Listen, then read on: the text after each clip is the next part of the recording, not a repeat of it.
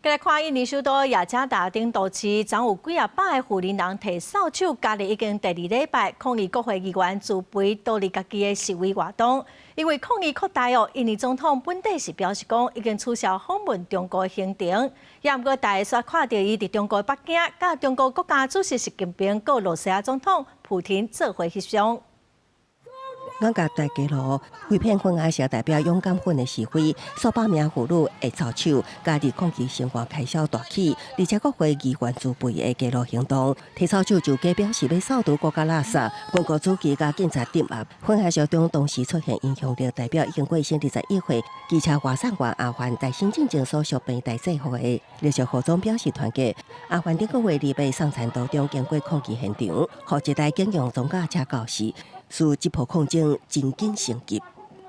Dengan upaya untuk memperbaiki kehidupan, namun justru menjerumuskan rakyat ke dalam ketiadaan lapangan pekerjaan, kemudian juga kekerasan serta diskriminasi. 随抗议升级，印尼总统普拉博沃本来表示会取消访问中国行程，无取消中国93阅兵，后来改变主意。所以伫北京举行的中国抗战胜利80周年阅兵，中国央视直播中看到伊，也甲习近平参罗西亚总统普京同齐翕相。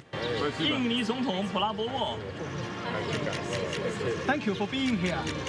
普拉博沃伫中国参加阅兵了后，迄暗就回国。根据印尼官方的讲法，普拉博沃也是去中国，是因为北京极力要求尽量参加。街路抗争局势等候，印尼国家人权委员会主席安尼斯表示，目前局势互人烦恼，尤其政府伫示威期间继续镇压。会有这个行动，是因为对外空间真有限，人民想要表达问题甲困境的时，看起来是有管道，煞真歹真正接触。根据印尼法律援助基金会统计，8月底这波抗争。 已经造成至少10个人死亡，阁有超过1000人丧生。公司新闻黄伟玲，简中医编译。